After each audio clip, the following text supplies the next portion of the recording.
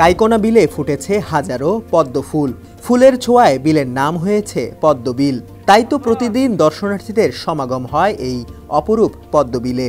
কিশোরগঞ্জ জেলার তারাইল উপজেলার দড়ি জাহাঙ্গীরপুর এলাকায় অবস্থান এই পদ্মবিলের। বেলা বাড়ার সঙ্গে সঙ্গে দর্শনার্থীর সংখ্যাও বাড়তে থাকে।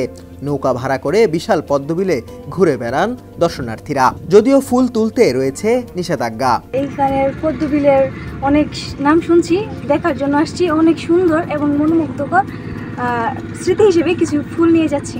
দুর্গাপূজার একটি গুরুত্বপূর্ণ উপাদান পদ্ম ফুল। প্রতিটি মণ্ডপে 108টি পদ্ম লাগে দুর্গাপূজা সম্পন্ন করতে। আসন্ন দুর্গাপূজায় ব্যবহৃত হবে এই বিলের পদ্ম। খামেরা তো দাগ হয় কিভাবে? এই যে ভাবি, দাগও যাবে রাগও যাবে। নিন চাকা সুপার হোয়াইট। কিশোরগঞ্জ জেলাসহ আশপাশের বিভিন্ন জেলার মৌসুমি পদ্ম ব্যবসায়ীদের লাইন পড়ে যায় এই বিলে। এই বিলে অন্তত 12 জন মালিকের জমি আছে। এদেরই একজন আবুল হাসান সরকার। এই বিলে তাদের 3 একর জমি আছে। আমাদের এই কাইনকা বিলে প্রায় 3 একর সম্পত্তির উপরে এই পদ্মবিল অবস্থিত। আমাদের জমির পাশাপাশি অনেকের সম্পত্তি আছে এখানে। এই পদ্মবিলে অনেক পদ্ম ফুল ফুটে প্রতি বছরই।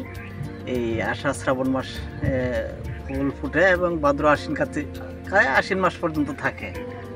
এবং এই পদ্মবিলের আকর্ষণ বাংলাদেশের প্রত্যেকটি জেলার লোক এখানে আসে। পদ্মবিলে নৌকা চালান মাঝি শাওন।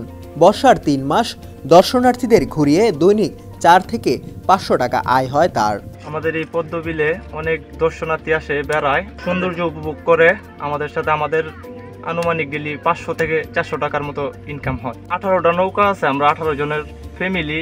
এটা দিয়েই চলাফেরা করে 2-3 মাস মোটামুটি আমরা ভাড়া মারতে পারি। এটা দিয়ে আমরা জীবিকা নির্বাহ করি। কিশোরগঞ্জ প্রতিনিধি মোস্তফা কামালের পাঠানো তথ্যচিত্রে ডেস্ক রিপোর্ট সমকাল।